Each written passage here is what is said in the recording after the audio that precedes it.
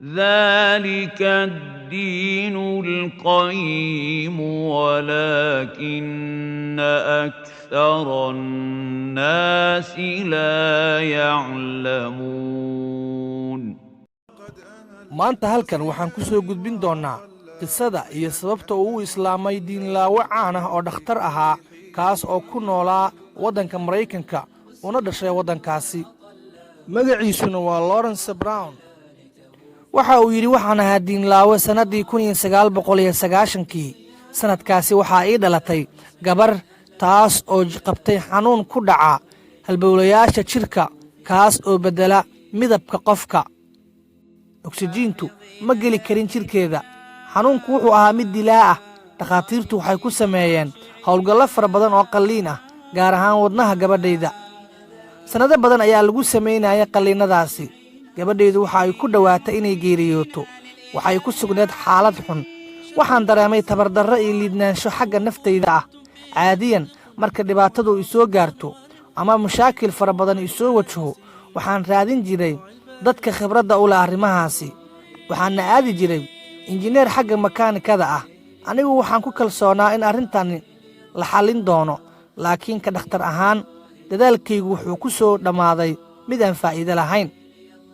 intaa kadib waxaan u degdegay isbitaalka.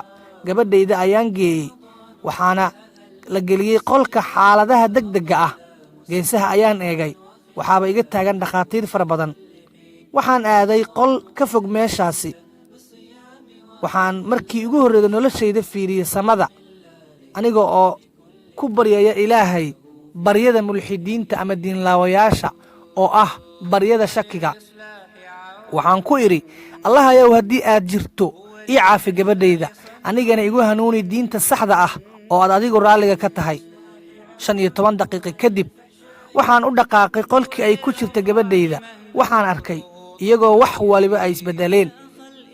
waxaan arkay gabadhayda oo xaaladdeedu ay fiican tahay, dhakhaatiirtuna ay yaaban yihiin.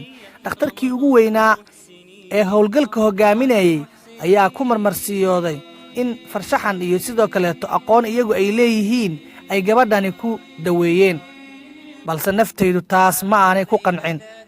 ka dhakhtar ahaan wuxuu ahaa marmarsiyo aan caqligal ahayn. waxaan eegay wejiyada dhakhaatiirtii kale. waxaan ogaaday in ay iyaguna ku qanacsaneen dhakhtarkooda ugu weyn warkiisa. markaas ayaan xaqiiqsaday inuu jiro ilaah aniga i abuuray kaas oo soo farageliyey xaaladdayda, gabadhaydana caafiyey. markaas aniguna waxaa igu waajibtay in aan oofiyo ballantii. waxaan bilaabay inaan baaro diimaha dhammaantood. waxa aan ka bilaabay kirishtaanka oo ay aaminsanaayeen qoyskayga, laakiin kamaana helin jawaabo fara badan oo aan weyddiiyey baadariyaasha. waxaan ku xijiyey hinduuska iyo buudistaha iyo yuhuudda, iyagana dhammaantood kamaana helin baadidaydii. sannado kadib waxa aan si dhaba u baaray diinta islaamka, waxaana ka helay dhammaan jawaabaha su'aalihii aan watay. waxaana ogaaday in diinta islaamku ay tahay diinta saxda ah. halkaas ayaana ku islaamay.